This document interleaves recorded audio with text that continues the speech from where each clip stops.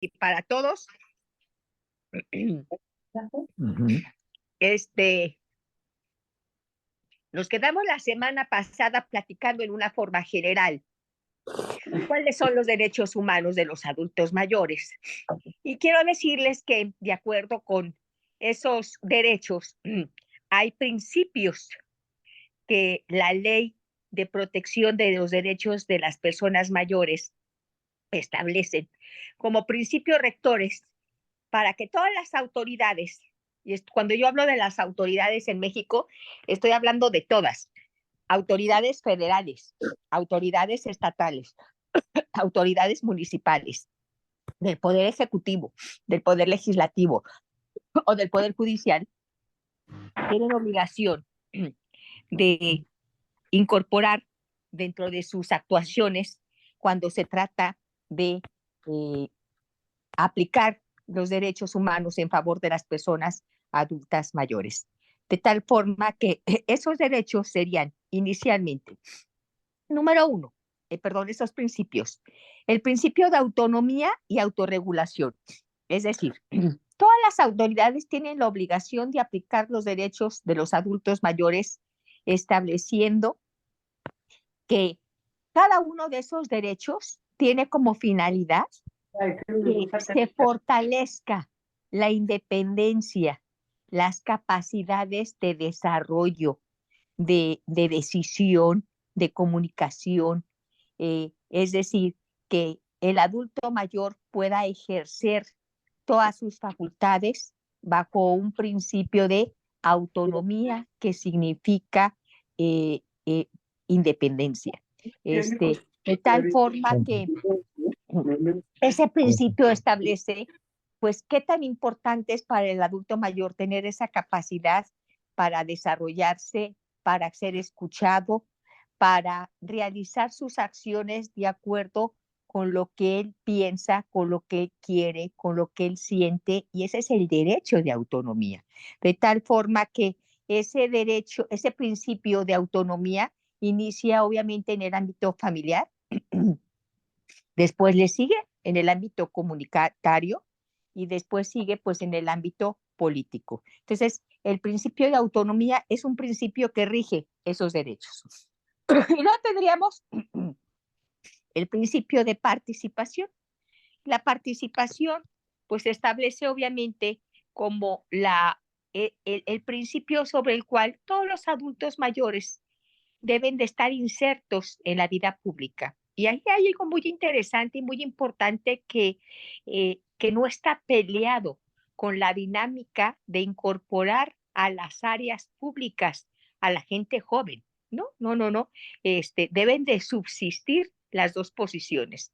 Tanto el hecho de entender que gente joven debe de participar en la vida pública, pero que también debe de entenderse que los adultos mayores deben de estar insertos en las decisiones de la vida pública.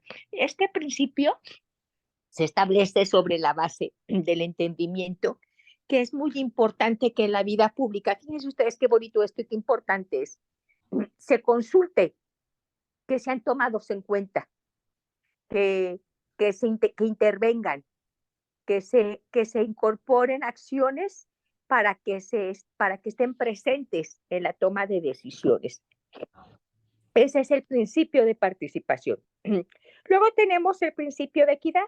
Y cuando nosotros hablamos del principio de equidad, estamos hablando de la lógica de darles un trato justo, de darles un trato proporcional. Es decir, establecer una forma de vida en la cual puedan disfrutar de todos los satisfactores para que puedan generar todas puedan desarrollar su bienestar en todos los sentidos. Es decir, que se les trate con esa equidad que permita que se desarrollen sin distinción por género, es decir, por ser hombres, por ser femenino o masculino, por una situación económica, por la identidad étnica, por los fenotipos que tenemos, por los credos religiosos, por los credos, por por las ideas políticas, es decir, por cualquier circunstancia. Eso significa la equidad. Y luego tendríamos otro principio importante, que es el principio de la corresponsabilidad.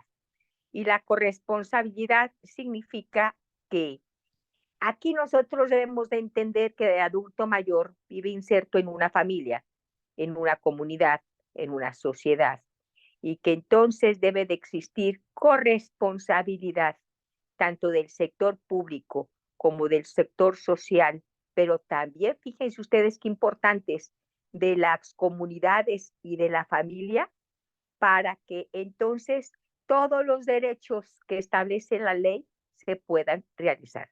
Cuando hablamos de corresponsabilidad, estamos hablando de que todos tienen obligación de hacer posible que los derechos de los adultos mayores se vivan en favor de ellos.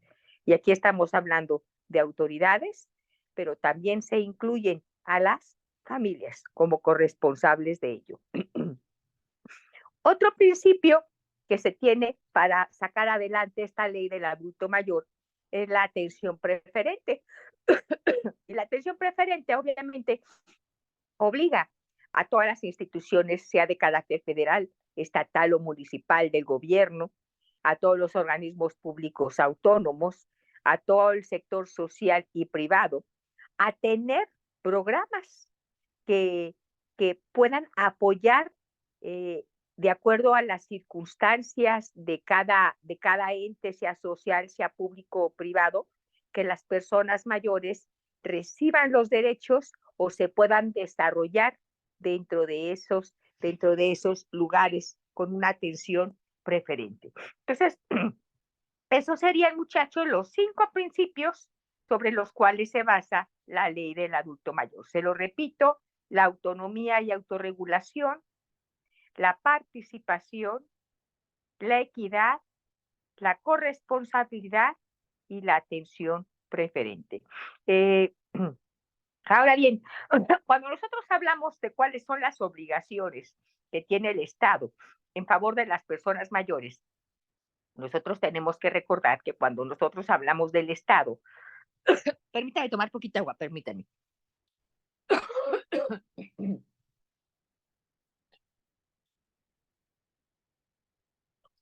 Que cuando nosotros hablamos del Estado, nos estamos refiriendo, obviamente el Estado es un ente ficticio, ¿verdad? Si nosotros hablamos de quién compone un Estado, los elementos del Estado son un territorio, una población y un gobierno. Cuando nosotros nos referimos a las obligaciones del Estado, pues quien representa al Estado, pues nuevamente son las autoridades. Y nosotros en México sabemos que tenemos diferentes tipos de autoridades. Y cuando se habla de quienes tienen obligación de, de incorporar y de comprometerse para obligarse a sacar adelante los derechos del adulto mayor, estamos hablando de todas las autoridades del Estado.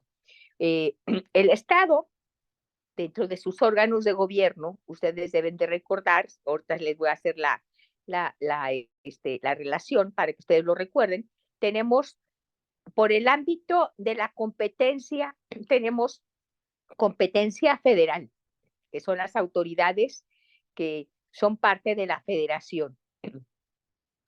Tenemos autoridades estatales y tenemos autoridades municipales. Entonces, obviamente que nosotros tenemos que habrá acciones que son obligación de la federación, acciones que son parte, obligación del Estado y acciones que son parte de los municipios. Entonces, hay autoridades federales, estatales y municipales.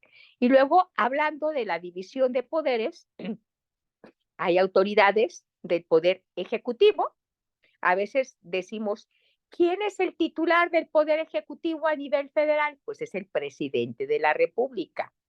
¿Quién es el titular del ejecutivo a nivel estatal? Pues es el gobernador del estado. ¿Quién es el presidente a nivel municipal? Pues es el presidente de cada municipio.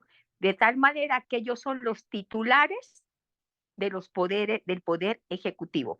Y obviamente del poder ejecutivo se desprenden todos los órganos de lo que es la administración pública, es decir, todas las secretarías que nosotros conocemos, tanto a nivel federal como a nivel estatal, y desde luego todo lo municipal es también administrativo.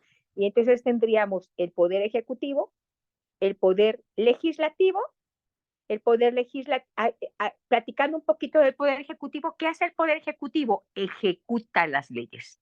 Son los encargados de ejecutar las leyes, de ejecutar los programas. Entonces, realmente la actuación de ellos es fundamental porque dependen de ellos, que realmente son los que están con la responsabilidad de que se cumplan los derechos. Si yo, por ejemplo, hablo, ¿quién es el encargado del medio ambiente? Por la Secretaría de Medio Ambiente. ¿Quién es el encargado de salud? Pues el secretario de salud, ¿verdad? Entonces, qué tan importante es para el cumplimiento de los derechos el buen funcionamiento del poder ejecutivo, tanto en el ámbito federal como obviamente en el ámbito estatal. Luego tendríamos el poder legislativo. En el poder legislativo son quienes hacen las leyes. Y es igual, tenemos representantes legislativos a nivel federal, que son los que componen la Cámara de Senadores, la Cámara de Diputados Federales, tenemos a nivel estatal la Cámara o el Congreso de los Estados, y en municipio, pues tenemos que es un órgano que también a través del Cabildo realizan reglamentos que son administrativos. Entonces, pero el poder legislativo en México está conformado tanto por el poder federal como por el poder estatal. Y luego tendríamos el poder judicial, y el poder judicial es el encargado de aplicar el derecho, es decir, de conocer que a las personas se les pueda administrar justicia en México. Y entonces tendríamos que también hay autoridades judiciales a nivel federal y tenemos autoridades judiciales a nivel estatal, porque hay juicios federales, porque hay juicios federales. De tal forma que la Suprema Corte de Justicia de la Nación es una autoridad judicial federal. Los tribunales colegiados son tribunales federales. Los tribunales de distrito son tribunales federales.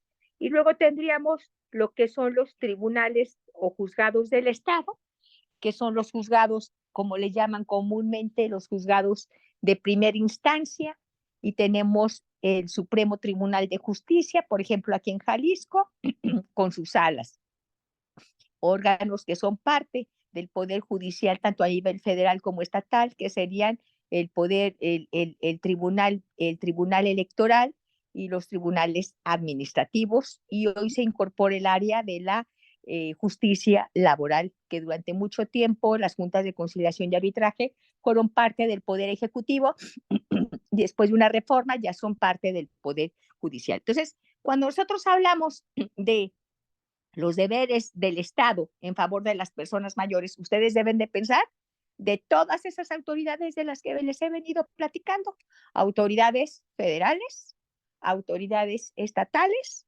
autoridades municipales, autoridades del Poder Ejecutivo, del Poder Legislativo y del Poder Judicial.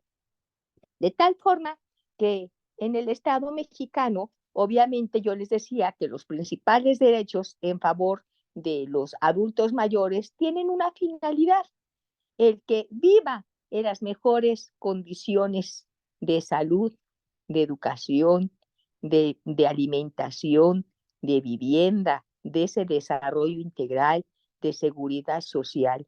De tal forma que entonces una obligación muy importante es, para que se cumpla la ley, es crear y establecer al interior de cada una de estas autoridades programas para que se aseguren que hombres y mujeres cuando cumplen la mayoría del adulto mayor, estén preparadas para su retiro y puedan continuar con ese desarrollo integral.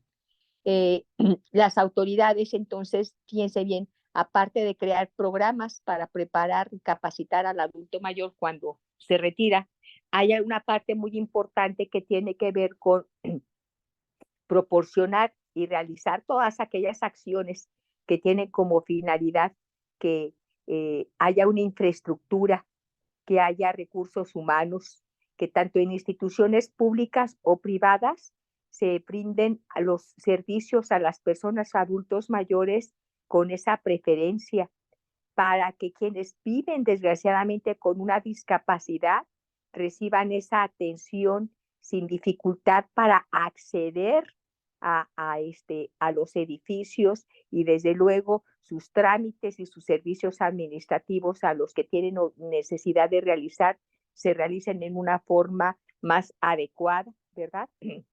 Entonces, todas esas autoridades tienen la obligación de dar información, de dar asesoría, para que entonces puedan ejercitar esos derechos en favor de los adultos mayores, ¿verdad? Entonces, nosotros tenemos que los deberes entonces, pues obviamente, cuando hablamos de corresponsabilidad, estamos hablando, uno, autoridades del Estado, ya dijimos quiénes son, con esas obligaciones de sacar adelante. Pero luego hablamos nosotros de la corresponsabilidad. Y cuando nosotros hablamos de la corresponsabilidad, acuérdense que decíamos que es corresponsable el Estado, la sociedad y la familia. Entonces, aquí el Estado a través de las autoridades es responsable, pero también es responsable la sociedad, porque la sociedad es la que en un momento determinado puede puede desgraciadamente crearse y desarrollarse eh, discriminando o marginando a personas adultas mayores de tal forma que socialmente se debe de desarrollar una cultura, una educación en la cual las sociedades no discriminen. Y piensen ustedes, como les platicaba yo la semana pasada, qué tan importante es la educación, qué tan importante es educar por la paz, qué tan importante es educar con una crianza positiva y amorosa establecida en valores, ¿verdad? Para que entonces todas las personas nos desarrollemos y entendiendo que nadie puede ser marginado, que nadie puede ser discriminado y no puede haber ninguna discriminación por tu origen étnico, por tu edad, por tu preferencia sexual, por tu género, por, por tu estatus económico, por tu origen étnico, por tus opiniones políticas, por tu estado civil, es decir, cualquier cuestión que vaya en contra de la dignidad humana o que menoscabe cualquier derecho que esté establecido en una ley o en una convención, en este caso, en la ley de los adultos mayores. Por eso yo siempre les digo que la corresponsabilidad social para no discriminar, para vivir en igualdad, tiene como un elemento muy importante la educación. Es educación que nos permite a todos tratar a todos por iguales y sin discriminación. Decía un amigo mío, una gente que toda la vida ha visto derechos humanos de niños, y en una ponencia que dio, decía que para él, el padre o la madre de todas las violaciones a los derechos humanos se inicia en la discriminación. Y yo me quedé reflexionando que puede ser muy real. Cuando tú discriminas a una persona, te sientes tú más arriba de ella. Y entonces eso te hace creer que tienes facultades para poder hacer algo incorrecto en contra de ella. Fíjense si es cierto. La discriminación, discriminar, ver abajo de ti a una persona por cualquier circunstancia, te hace creer que tienes derechos para, para tratarla mal, para cometer un delito en contra de ella, para abusar de ella, etcétera. Me quedé pensando que sí llevaba razón en ese criterio que él exponía.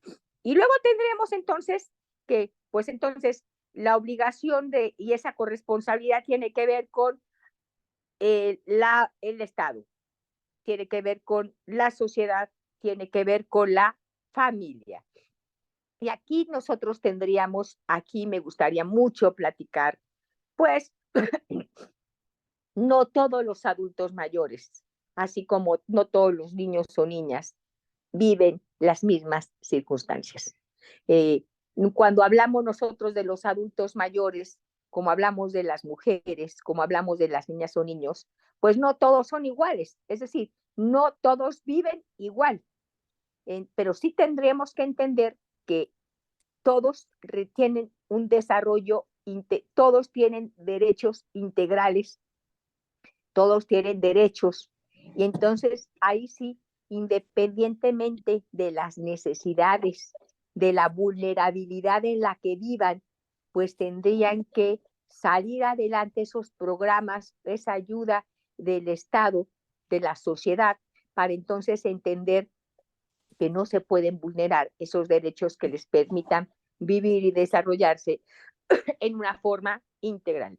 Cuando yo hablo de la forma integral, ustedes deben de recordar que un desarrollo integral es aquel que te permite gozar y desarrollar tus facultades físicas, sociales, económicas, políticas, culturales. De tal forma que aquí la familia tiene muchos deberes y tienen que cumplir una función social, de tal forma que la familia debe de velar y debe de fomentar porque los derechos de los adultos mayores prevalezcan.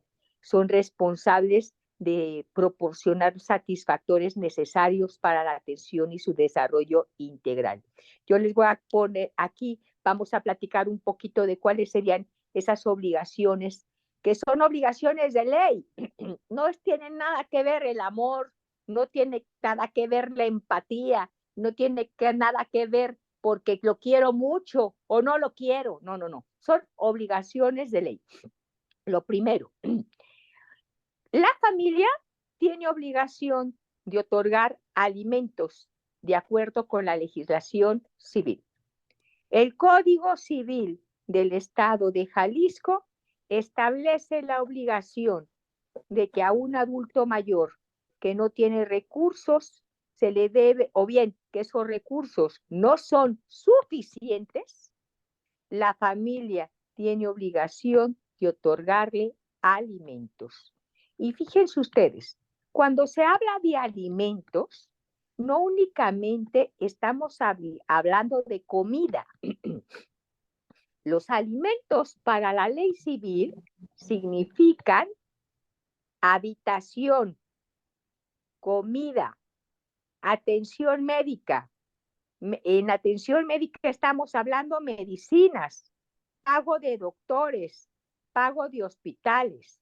Como alimento se entiende esparcimiento. ¿Qué significa? Ir al cine, al teatro, a desarrollar actividades culturales, a ir de vacaciones.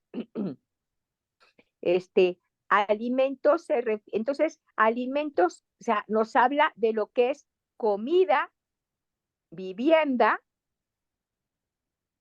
vestido y todo lo que tú requieras para tu esparcimiento y desarrollo intelectual. Es decir, hasta pago de escuela, si se requiere.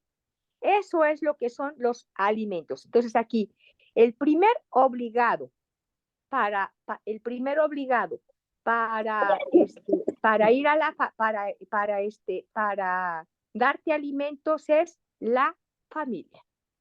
Entonces, y en el ámbito de la familia, pues obviamente, primeramente es los hijos, los hermanos, y hay una orden de prelación de acuerdo a la persona con la que tú vivas y demás. De tal forma que la primera obligación de la familia es otorgarte alimentos. El segundo derecho que está establecido en la ley, que tiene obligación la familia en favor del adulto mayor, es fomentar una convivencia familiar.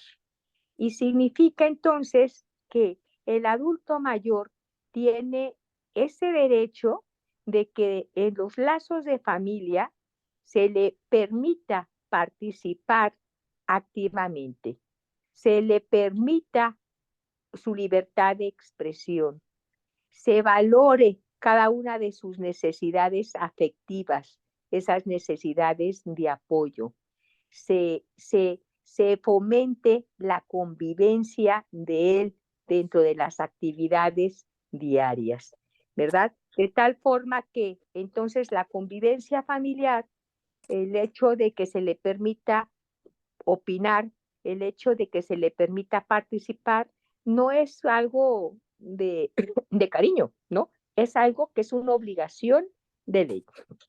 Luego tendríamos otro derecho muy importante que tiene que ver con el hecho de que un adulto mayor no debe de ser discriminado. Es decir, nadie de la familia te puede discriminar por ser un adulto mayor. No se puede, está totalmente prohibido discriminarte. Y yo les decía que a veces la discriminación es la madre de muchos de los pecados, porque entonces cuando una persona discrimina, se puede sentir con el derecho de abusar, de explotarte, de aislarte, de realizar actos de violencia o de realizar en con tu contra actos jurídicos que pongan en riesgo tu persona, tus bienes y tus derechos. Fíjense ustedes, hay pequeñas cuestiones que significan actos de discriminación y que muy posiblemente en una sociedad lo hemos permitido culturalmente y que está totalmente prohibido y que no debe de ser. Es decir, no porque culturalmente nos platican que todo el mundo lo hace, es porque sea correcto. Y aquí voy a poner ejemplos en donde se violan este tipo de derechos. La familia va a salir de vacaciones. Muy bien.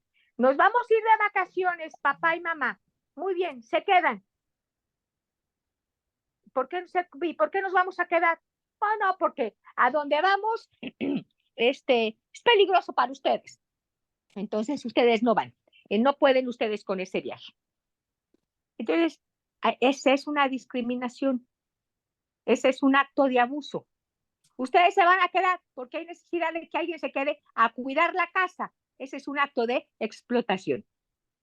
Muy bien. Mamá y papá, les llevo a los niños todos los días para que lo cuiden porque no hay niñera. Ese es un acto de explotación.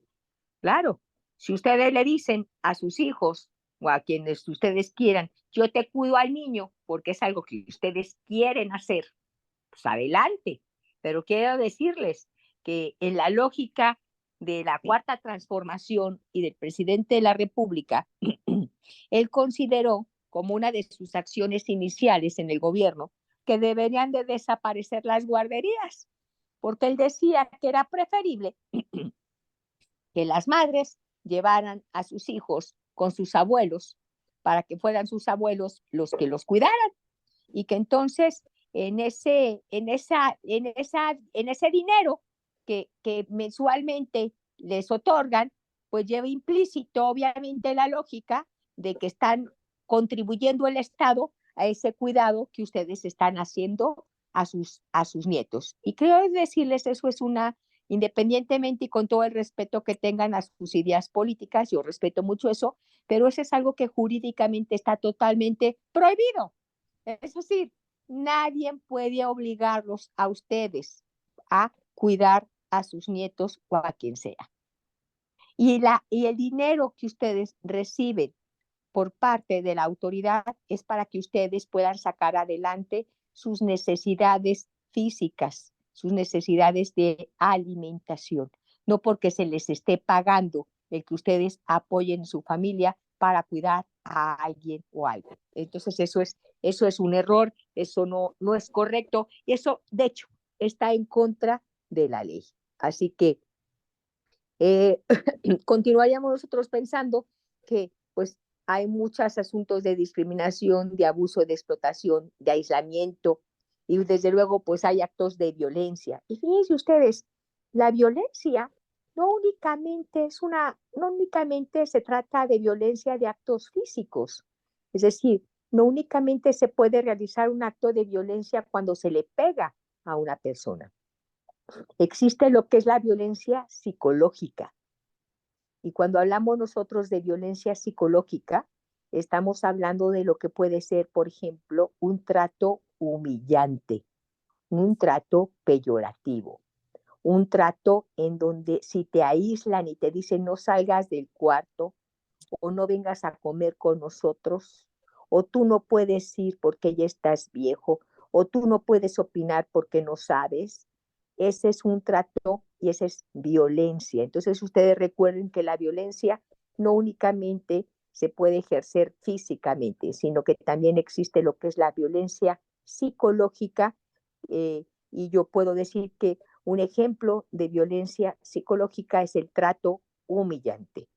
Entonces, bueno, nosotros tenemos otros casos en donde cuando un adulto mayor se encuentra en situación de riesgo, en situación de desamparo, entonces obviamente que debemos de entender que ahí, pues la familia, si es que tiene, está obviamente eh, violando esos derechos de alimentos y desde luego nosotros entendemos que existen los centros de asistencia social, que son los CAS.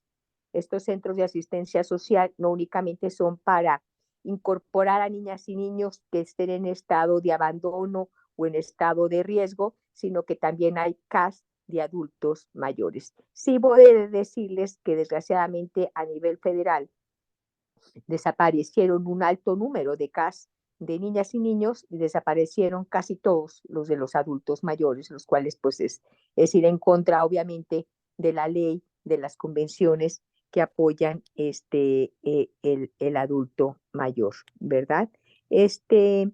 Nosotros sabemos que cuando nosotros hablamos de los derechos del adulto mayor, nosotros tenemos leyes a nivel federal, tenemos leyes a nivel estatal, tenemos programas a nivel municipal, pero aquí también sería muy importante platicarles que el Estado mexicano, México como país, ha firmado una convención muy importante a nivel internacional, es la Convención Interamericana sobre la Protección de los Derechos Humanos de las Personas Mayores. Y México, precisamente el 15 de junio del 2015, aprobó la Convención Interamericana sobre la Protección de los Derechos Humanos de las Personas Mayores. Este documento internacional es un documento muy importante. Bueno, en primer lugar, si ustedes me preguntan a mí, oiga maestra, ¿qué es una convención? Una convención internacional no es otra cosa sino un acuerdo de voluntades que se genera entre dos sujetos del derecho internacional. En este caso sería un país con un sujeto, con un órgano internacional.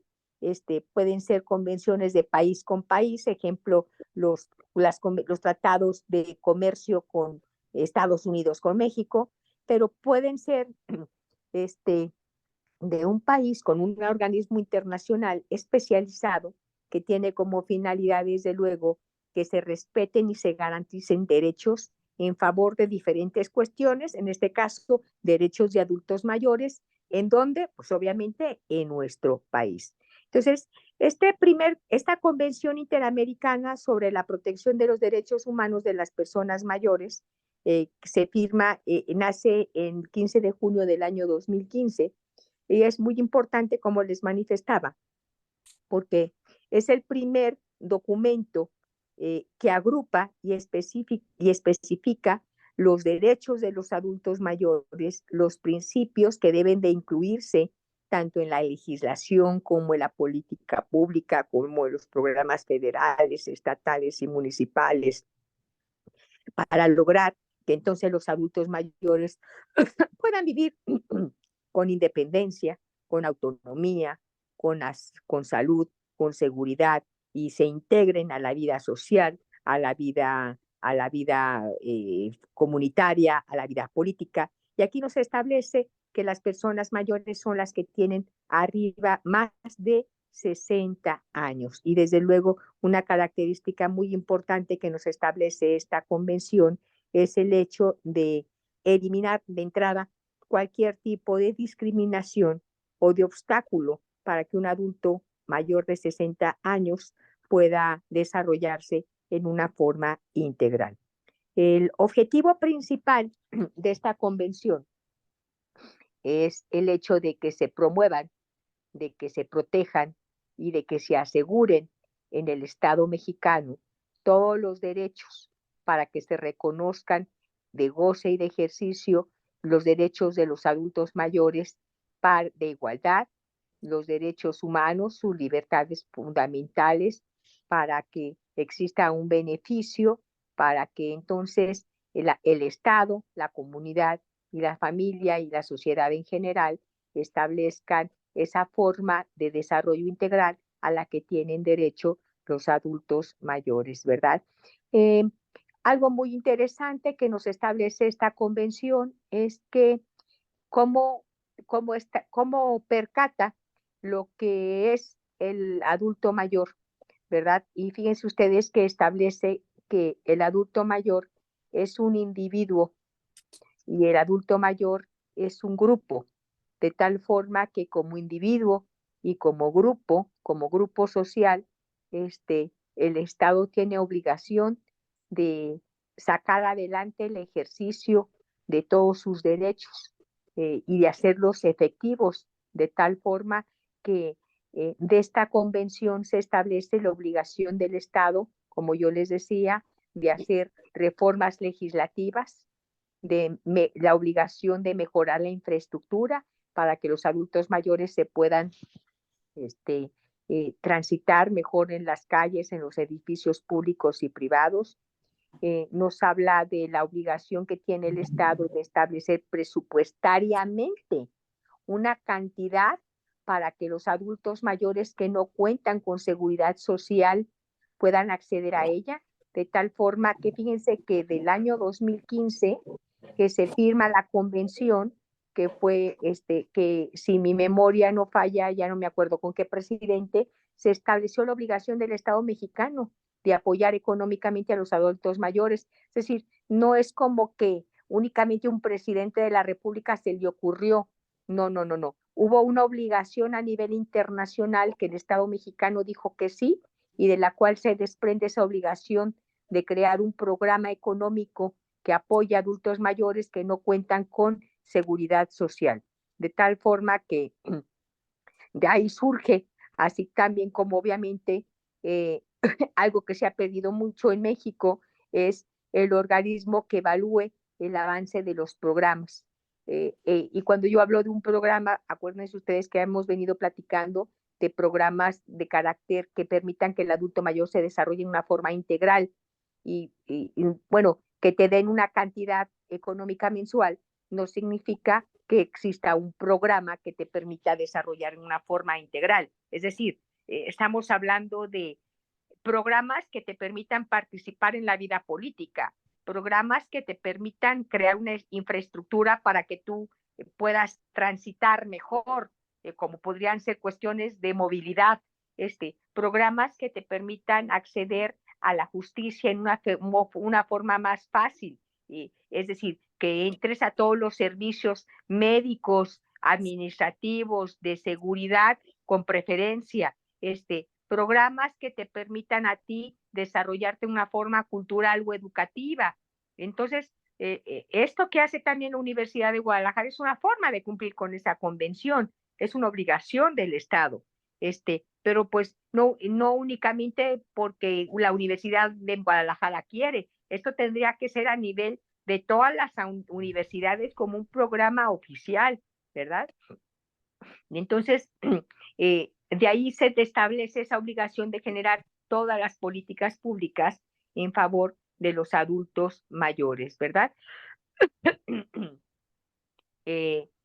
Repitiendo cuáles son los derechos más importantes, pues son los derechos para desarrollarte sin discriminación, ¿verdad? A vivir con dignidad, a vivir con esa independencia, a vivir con autonomía, a vivir con participación, a poderte integrar en una forma fácil a la comunidad, a tener una seguridad, a gozar de una vida libre de violencia, a tener una vida con seguridad social y de trabajo, a tener una libertad personal, a tener el acceso, hoy muy importante, fíjense ustedes, el acceso a las tecnologías de la información, a la accesibilidad y a la movilidad personal, a la cultura, como ya les había dicho, de tal forma que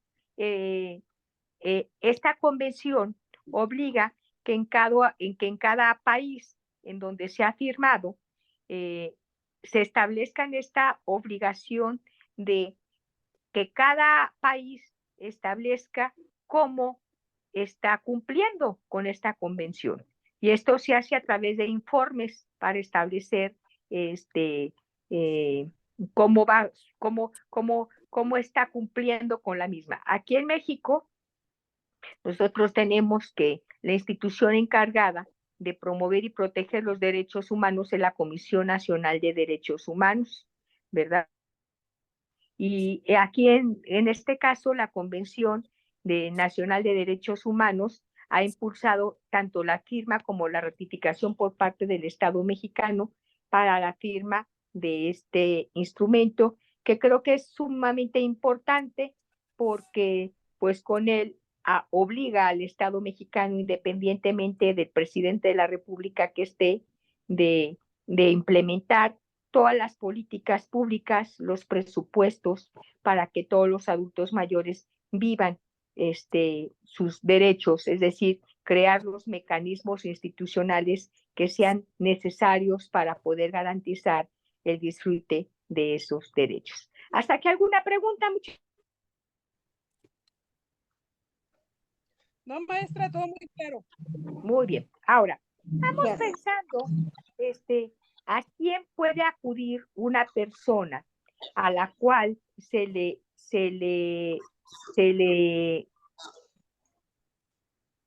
violen los derechos humanos del adulto mayor? Y yo creo que un adulto mayor puede ir a diferentes lugares en los cuales se les pueden apoyar cuando se les han violado los derechos humanos del adulto mayor. Ahí tengo un tema con uno de sus compañeros, con José Luis, que no he podido resolver porque la persona que está con Esperanza y en la comisión estatal estaba enfermo y él es el encargado de ese asunto, no se me olvidó. Luego lo vemos ahorita cuando termine la clase, José Luis, pues maestro Arturo no estuvo enfermo y tampoco fue, y queremos encargarle ese asunto para que lo cheque. Pero de entrada sería la Comisión Estatal de Derechos Humanos. Y fíjense ustedes, ¿alguien de ustedes sabe qué es la Comisión Estatal de Derechos Humanos? ¿Y para qué sirve? No. No, pues, no. Pues vamos platicando y yo creo que nos va a llevar un tiempecito hablar de lo que es la Comisión de Derechos Humanos. Fíjense ustedes, en la época de Carlos Salinas de Gortari, en 1993, él considera que es muy importante que en México exista un organismo público autónomo encargado de velar porque los derechos humanos en México se cumplieran.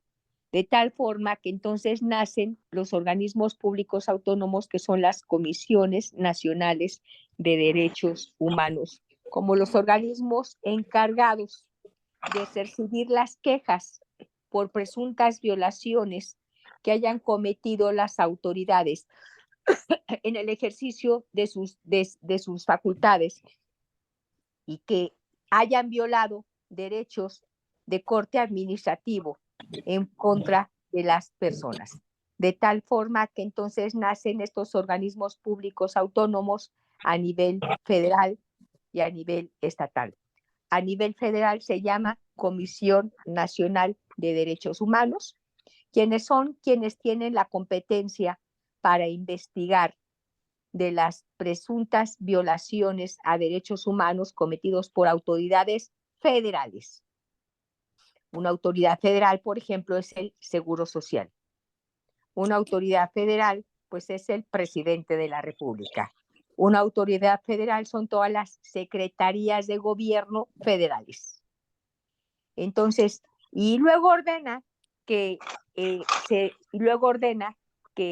se van a crear organismos públicos autónomos que tienen como finalidad la de conocer y investigar por presuntas violaciones a derechos humanos en la parte cometido por autoridades estatales y municipales. Y, por ejemplo, aquí en Jalisco eso se llama Comisión Estatal de los Derechos Humanos. Permítanme ahorita pasarles un pequeño video para hacer una introducción acerca de este tema. Permítanme nada más, que soy tan mala y que no pude poner ahorita la computadora. Permítanme 2 segunditos y se los paso ahorita aquí en el link para que me hagan el favor de ponerlo. Permítanme 2 segunditos, ahorita se los paso. Mientras tanto, ¿quién quiere ir a tomar agua? Puede ir o ir al baño. Oiga, licenciada. Sí, dígame. Sí, o sea, ¿a dónde se tiene uno que quejar, dijo? Comisión Nacional de Derechos Humanos o Comisión Estatal de Derechos Humanos. Pero permítanme, quiero ponerles un video de introductorio para empezar a hablar de este tema. Permítanme nomás 2 segunditos. No sabemos dónde queda. Ahorita, aquí, por ejemplo, la Comisión Estatal está ahí por Pedro Moreno, pero antes de decirles dónde queda, quiero que conozcan un poquito de la comisión. Permítanme nada más, si puedo, permítanme para poder, la cuestión técnica no me deja, pero déjenme ahorita podérselos pasar. Espérenme 2 segunditos.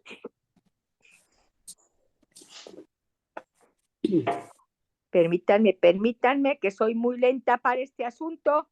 No me dejan las cosas, no me dejan.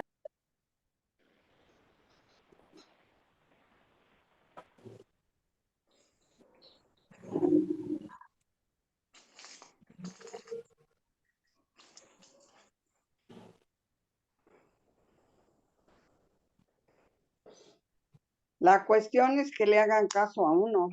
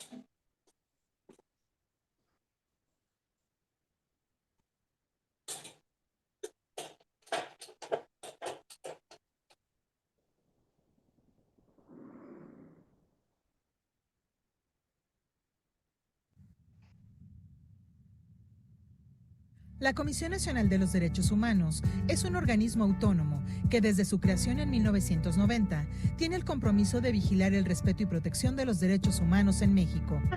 Nuestra misión se basa en la defensa, promoción, estudio y divulgación de los derechos humanos que se encuentran reconocidos en la Constitución Política de los Estados Unidos Mexicanos. El trabajo que desarrolla la CNDH es dirigido por un presidente o presidenta, también como ombudsman u ombudsperson, a quien se elige en votación por la Cámara de Senadores para estar en funciones por un periodo de 5 años. Las principales funciones de la CNDH son: recibir quejas por presuntas violaciones a derechos humanos, conocer e investigar las presuntas violaciones de derechos humanos por acciones u omisiones realizadas por las autoridades federales, formular recomendaciones públicas, denuncias y quejas ante las autoridades respectivas, e impulsar la observancia de los derechos humanos en nuestro país, entre otras. La CNDH está conformada por 6 visitadurías generales, que dividen sus funciones y competencias de la siguiente manera. La primera visitaduría atiende los programas de personas desaparecidas, asuntos de la mujer, la niñez y la familia, atención a víctimas del delito y los programas de atención a los derechos de las personas con discapacidad y de sexualidad, salud y VIH. La segunda visitaduría se encarga de las quejas correspondientes a la Administración Pública Federal y entidades administrativas. La tercera visitaduría atiende las quejas e inconformidades del sistema penitenciario de nuestro país. La cuarta visitaduría da atención a los pueblos y comunidades indígenas y afrodescendientes y al programa de asuntos de la mujer y de igualdad entre mujeres y hombres. La quinta visitaduría vigila los programas de atención a migrantes, agravio a periodistas y defensores civiles de derechos humanos y contra la trata de personas, y coordina las 10 oficinas foráneas de la CNDH. Y la sexta visitaduría atiende las quejas relacionadas con los derechos económicos, sociales, culturales y ambientales, mejor conocidos como DESCAM. Si quieres conocer más acerca de la CNDH, visita nuestra página web www.cndh.org.mx. Comisión Nacional de los Derechos Humanos. Defendemos al pueblo.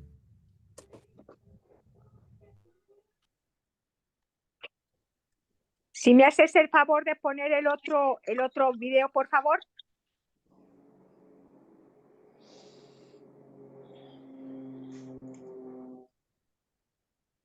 Ahí en Swan, por favor, ¿sí me escuchan? Son 2 videos. El segundo también, por favor.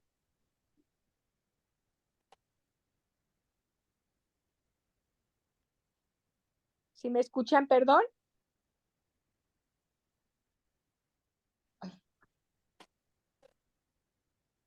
Hola, hola. ¿Me escuchan, muchachos?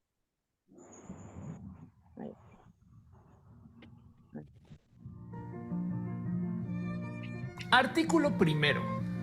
Todos los seres humanos nacen libres e iguales en dignidad y derechos, y dotados como están de razón y conciencia. Perdón, no era ese, perdón. Permítame 2 segunditos.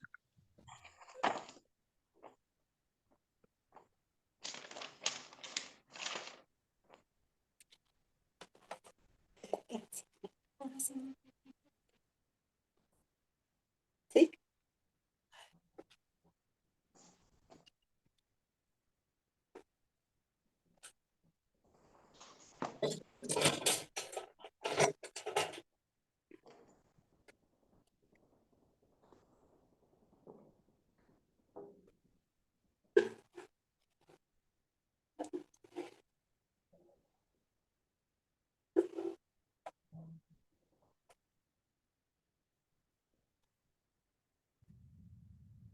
La lucha por la defensa de los derechos humanos en México ha sido larga, sinuosa y dolorosa. Infinidad de agravios ignorados durante décadas explican el reclamo de innumerables víctimas que siguen esperando justicia. Mujeres y hombres de diferentes épocas, causas y movimientos sociales tuvieron que enfrentar los desafíos del autoritarismo, la simulación, la impunidad y la corrupción de un sistema político que exploró diversas formas de violencia contra el pueblo. Algunos activistas, líderes y luchadores sociales pagaron precios muy altos por cuestionar al poder. Encarcelamiento, represión, acoso de las autoridades e incluso perder la vida. En la memoria colectiva están infinidad de agravios y crímenes impunes. El terrorismo de Estado desde los años 50 y la mal llamada Guerra Sucia. Las matanzas de Tlatelolco y del 10 de junio de 1971. las miles de mujeres desaparecidas y asesinadas en Ciudad Juárez, o la violencia feminicida generalizada. Sin dejar de mencionar eventos lamentables como Aguas Blancas, Acteal, Atenco, la llamada guerra contra el narco, San Fernando, Tlatlaya, Iguala, Apatzingán, Tanuato y Nochistlán. Todos estos hechos han resignificado una historia de agravios al pueblo y su incansable lucha por la justicia contra gobiernos omisos, ejecutores de violaciones o cómplices de ellas. La creación en 1990 de la Comisión Nacional de los Derechos Humanos suponía una salida a tantos años de agravios y represión. Sin embargo, a pesar de que entre los años 2000 y 2018 la CNDH registró más de 130,000 expedientes de queja por violaciones a derechos humanos y emitió 1,285 recomendaciones a distintas autoridades, el balance es desalentador. Por eso, hoy la CNDH se transforma, cambia el rumbo y se enfoca completamente en las víctimas para dejar la simulación a un lado, hasta lograr una verdadera cultura de derechos humanos en la que prevalezca la justicia, la verdad, la memoria y la reparación del daño. Comisión Nacional de los Derechos Humanos. Defendemos al pueblo.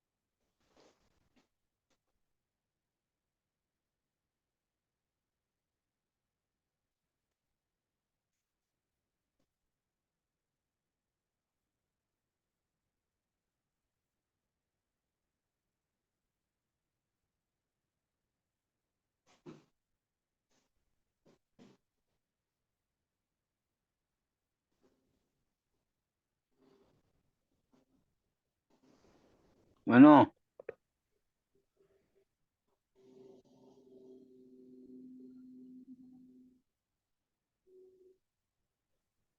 Yo creo que está ocupadita la maestra. Ahorita yo creo que se comunica con nosotros.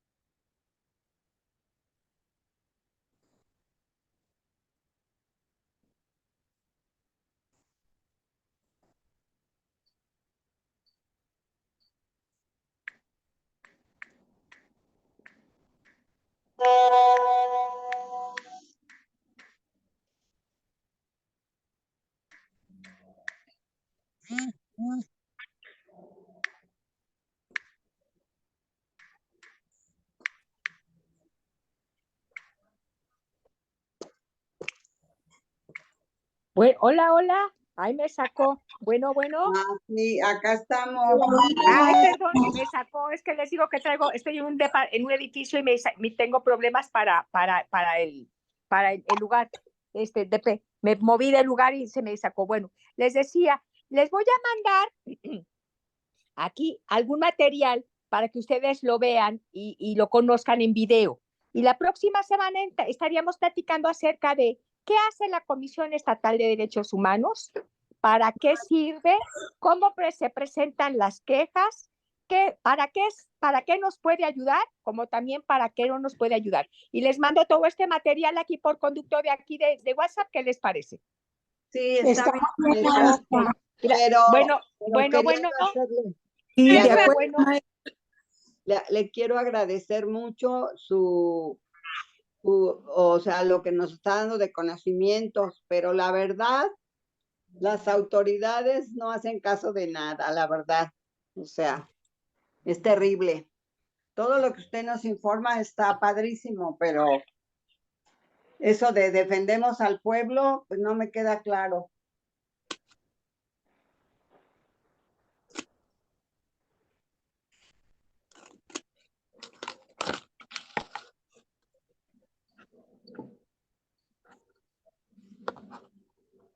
¿Sí oyen?